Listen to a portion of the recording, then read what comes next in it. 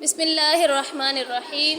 الصلاۃ والسلام علیک یا سیدی یا رسول اللہ وعلی آلک واصحابک یا سیدی یا حبیب اللہ۔ الصلاۃ والسلام علیک یا سیدی یا رسول اللہ وعلی آلک واصحابک یا سیدی یا حبیب اللہ۔ حصۃ العقائد کامل دین کورس کا موسٹ امپورٹنٹ چیپٹر، بہت ہی ضروری، جو کہ ہر مومن مسلمان کے لیے سمجھنا بہت ہی ضروری ہے۔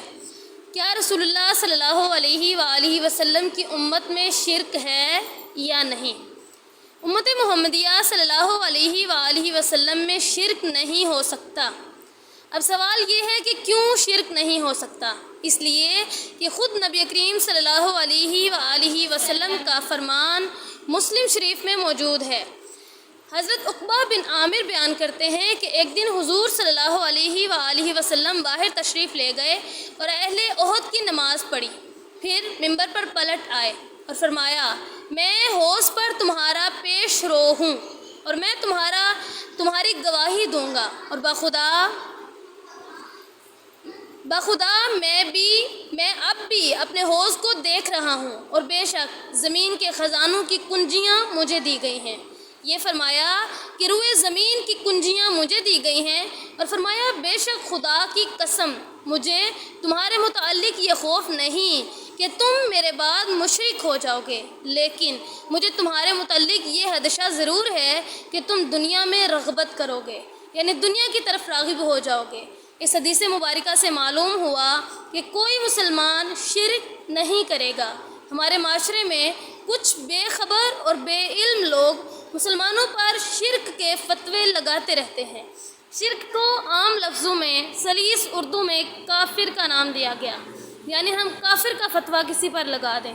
ان لوگوں کو یہ علم ہی نہیں کہ شرک سے پاک رہنے کی سند تو خود رسول خدا صلی اللہ علیہ وآلہ وسلم نے اپنے حدیث مبارکہ کے ذریعے عطا کر دی، بلکہ آپ کا تو یہ ارشاد مبارک ہے، جو کسی مسلمان پر شرک کا فتویٰ لگائے وہ خود مشرک ہوگا۔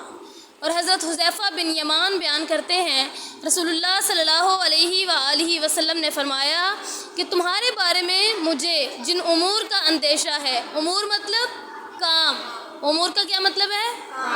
اور ان میں سے ایک یہ ہے کہ ایک ایسا آدمی ہوگا جو قرآن پڑھے گا حتیٰ کہ وہ قرآن کی رونق میں مکمل طور پر سیراب ہوگا، اوڑھنا بچھونا ہی اسلام ہوگا، مگر پھر اللہ اسے کسی عیب میں مبتلا کر دے گا اور قرآن اور تعلیمات کو پس پشت ڈال کر وہ اپنے ہی مسلمان بھائی کو مشرک کہنا شروع کر دے گا اور ان کے قتل کے درپے ہو جائے گا۔ استغفر اللہ۔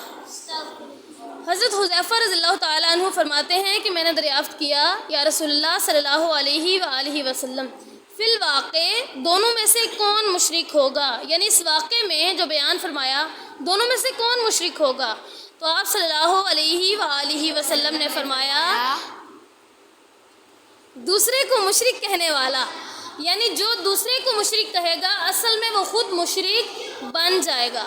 اور حضرت ابو ذر غفاری سے مروی ہے کہ مسلم شریف کی ایک حدیث میں ہے کہ جس نے کسی شخص کو کافر یا دشمن خدا کہہ کر پکارا حالانکہ وہ ایسا نہیں، تو یہ کفر اس شخص کی طرف لوٹ جائے گا۔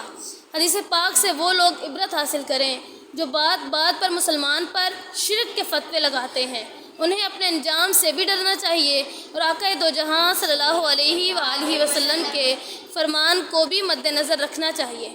ہم نے شرک کی تعریف بھی بیان کر دی، تو پھر ہر کام کو شرک کہہ دینا کیسے روا ہوگا؟ کچھ لوگوں کا یہ سوال پریشان کرتا ہے کہ جب اللہ تعالیٰ کا کوئی شریک نہیں تو قرآن کریم میں سمیع بصیر، رؤوف الرحیم اور شہید جیسی صفات میں اللہ کے ساتھ اس کے بندوں کا ذکر ہے، ایسے ہی حاضر و ناظر ہونے میں اور علم غیب میں جو اللہ کے ساتھ نبی کریم صلی اللہ علیہ وآلہ وسلم کا ذکر ہوتا ہے، تو کیا یہ معاذ اللہ شرک نہیں؟ تو اس کا جواب یہ ہے کہ اگر یہ شرک ہوتا تو رب کریم قرآن پاک میں خود ذکر کیوں فرماتا؟ کیا وہ خود اپنے بندوں کو شرک سکھا رہا ہے؟ ہرگز نہیں، دوسرا جواب یہ ہے کہ اللہ اور بندے کی صفات اگرچہ بولنے میں ایک جیسی ہی ہیں، مگر ان صفات کی ماہیت میں فرق ہے۔ اللہ پاک کی ہر صفت ذاتی اور قدیم ہے۔ قدیم کا مطلب ہے بہت پرانی، بہت پہلے سے، جبکہ اپنے بندوں کی یہ صفات اس نے عطا کی ہیں۔ تو بندوں کی یہ صفات عطائی ہیں، حادث ہیں، محیط ہیں۔ حادث مطلب ختم ہو جانے والی، محیط کا مطلب ہے احاطہ کیے ہوئے، ایک حد میں ہیں، حد سے باہر نہیں ہو سکتی۔ لہٰذا حقیقت کے اعتبار سے ان میں کوئی شرک اور اشتراک نہیں۔ اللہ کی ذات میں جو علم غیب ہے وہ کسی نے اسے نہیں دیا، کسی سے سیکھا نہیں، بلکہ اس کی شان کے مطابق اسے خود بخود حاصل ہے، کیونکہ وہ کچھ بھی حاصل کرنے میں کسی کا محتاج نہیں ہے۔ لہٰذا اللہ تعالیٰ کا علم چاہے غیب کا ہو یا حاضر کا، وہ علم قطعی ہے۔ اس طرح کا علم قطعی مخلوق میں کسی کو حاصل نہیں۔ یہی قاعدہ اللہ کے حاضر و ناظر ہونے اور اس کے مخلوق کے حاضر و ناظر ہونے میں ہے۔ اللہ کا مشاہدہ یعنی تجربہ لامحدود ہے۔ لامحدود مطلب کوئی حد نہیں، کسی قسم کی حد نہیں، اور غیر محیط ہے یعنی اس کا کوئی احاطہ نہیں کر سکتا، جبکہ مخلوق کا مشاہدہ محدود اور محیط ہے۔ اللہ کا وجود زمان و مکان اور ہر طرح کے جسم سے پاک ہوگا، جبکہ مخلوق جہاں بھی حاضر یا ناظر ہوگی تو اس کے لیے جسم ثابت ہوگا، وقت ثابت ہوگا، جگہ اور سمت ثابت ہوگی، کہاں جانا ہے، کس طرح جانا ہے، کس جگہ جانا ہے، ہر جگہ محیط ہے۔ جن لوگوں کے ذہنوں میں کنفیوژن ہے انہیں ٹی وی یا انٹرنیٹ سے مسئلہ حل کرنا چاہیے۔ اس ٹیکنالوجی نے تو ایسی تمام سوچوں کو فیل کر دیا ہے۔ فرشتے ہمیشہ سے انبیاء کرام کے خادم رہے، اور فرشتوں کے حاضر و ناظر ہونے میں کسی کو شک اور انکار نہیں ہوا۔ ایک اسرائیل علیہ السلام ہی کو لے لیجئے، کائنات کی ہر کونے میں ہر لمحے موت ہوتی ہے، کبھی کسی کا وقت مؤخر ہوا نہ معجل، اپنے مقررہ وقت پر ہی ہر کسی کی روح قبض ہوتی ہے، اور ڈیوٹی بھی پوری کائنات میں صرف اسرائیل ہی کی ہے۔ اس فرشتے کو حاضر و ناظر ماننے میں کوئی پرابلم نہیں ہونی چاہیے۔ پھر شیطان کو بھی دیکھ لیجئے، وہ ہر وقت ہر شخص کے ساتھ ہوتا ہے، اس کو ہر لمحہ ہر جگہ کا علم ہے، ہر شخص کے حال کی خبر ہوتی ہے کہ کس وقت کس پر حملہ کر کے اسے اچھے کام سے کیسے روک سکتا ہے اور کس برے کام میں مشغول کر سکتا ہے۔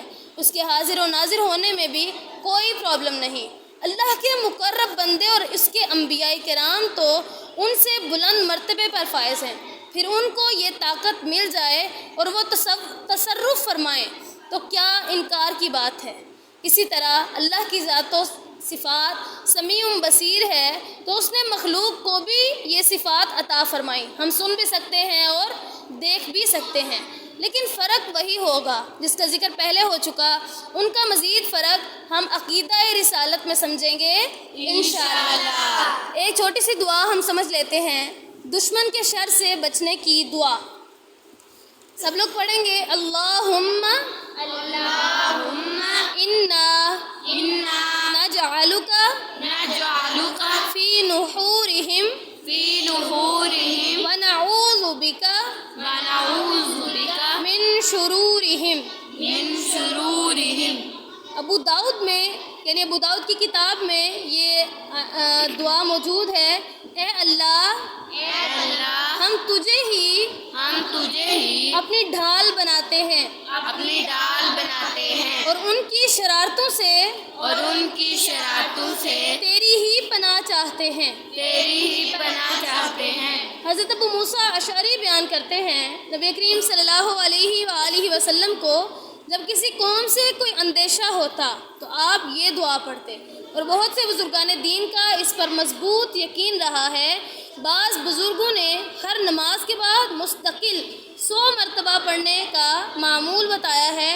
اس طرح اللہ کریم معلوم اور نامعلوم سب دشمنوں کو مغلوب رکھے گا، یعنی جو پڑھنے والا ہے وہ اپنے دشمنوں پر غالب آ جائے گا اور آپ کی حفاظت فرمائے گا۔ بہت اضطراب اور پریشانی کی حالت میں یا حیو یا قیوم برحمتک استغیث پڑھتے رہنا چاہیے۔ یہ بہت ہی مؤثر وظیفہ ہے۔ اللہ پاک اپنے رحمت سے فریاد رسی فرماتا ہے۔